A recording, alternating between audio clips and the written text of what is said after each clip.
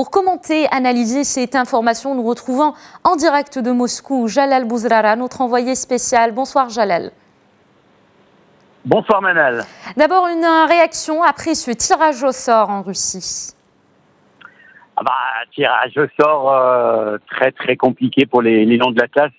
C'est simple Manal. Il y avait pour l'équipe du Maroc et pour toutes les sélections du chapeau 4, une équipe à éviter, c'était l'Espagne. Bingo, c'est pour le Maroc. L'équipe du Maroc qui aura deux mastodontes lors de ce premier tour. L'Espagne, bien sûr, l'Espagne de Sergio Ramos, l'Espagne d'Andrés Iniesta, l'Espagne champion du monde en 2010. Et puis le Portugal champion d'Europe et tenant du titre à l'Euro. Et puis, bien sûr, le Portugal de Cristiano Ronaldo. Donc, voilà, ça s'annonce très compliqué, extrêmement compliqué même pour cette sélection marocaine. Mais bon, il faudra lutter. Et la Coupe du Monde, c'est une compétition où l'on retrouve tous les meilleurs. Donc, l'équipe du Maroc devra sortir le grand jeu pour espérer se qualifier pour le deuxième tour. Allez, la seule bonne nouvelle dans ce tirage au sort un petit peu compliqué, c'est que c'est la programmation des matchs. L'équipe du Maroc va commencer par affronter l'Iran. Ça sera le 15 juin et ça se passera à Saint-Pétersbourg. L'Iran, a priori, avec le Maroc, les deux outsiders de ce groupe. Donc, l'équipe du Maroc a ses chances face à l'Iran, tout comme l'Iran a ses chances face à l'équipe du Maroc. Après, il y aura ce choc face aux coéquipiers de Cristiano Ronaldo le 20 mars au stade de Luzhniki, ici à Moscou, le stade qui va accueillir le match d'ouverture avant d'affronter l'Espagne le 25 juin. Donc voilà, pour ce groupe du Maroc.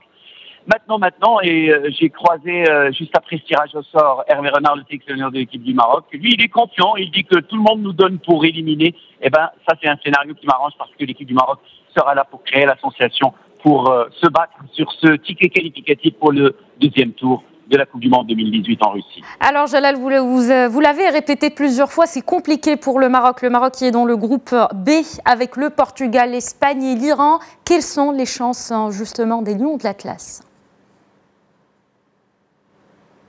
Elles existent, même si elles sont minimes. Mais en Coupe du Monde, on a assisté par le passé à plusieurs exploits. Et le dernier exploit en date pour la sélection marocaine, c'était en 1986.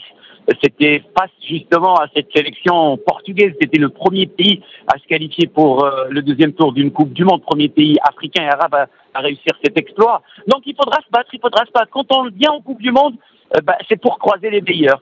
Là, effectivement, le fait d'hériter de l'Espagne, c'est un petit peu difficile, compliqué. Ça complique davantage les chances du Maroc.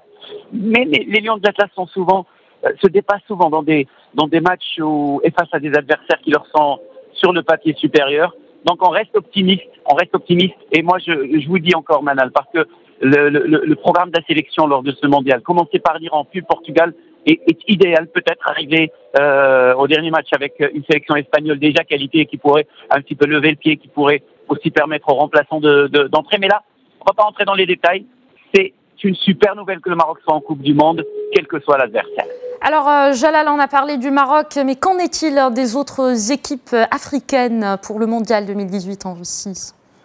En tout cas, moi, ce soir, j'aurais aimé être sénégalais, puisque l'équipe du Sénégal hérite d'un groupe plutôt à la portée des Lions de la Teranga, avec la Pologne, le Japon et la Colombie. Les Sénégalais ont une véritable chance de passer pour le deuxième tour. La Tunisie croisera, elle, la Belgique et l'Angleterre, mais aussi le Panama, le petit poussé de cette Coupe du Monde.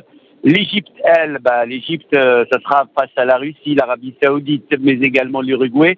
Les Égyptiens ont également une chance de qualification pour le deuxième tour de ces Coupes du Monde. Enfin, le Nigeria aura aussi son mot à dire avec la Croatie, l'Islande et surtout l'Argentine d'un certain Lionel Messi. Merci beaucoup Jalal Bouzrara d'avoir répondu à nos questions. Je rappelle que vous étiez avec nous en direct depuis Moscou.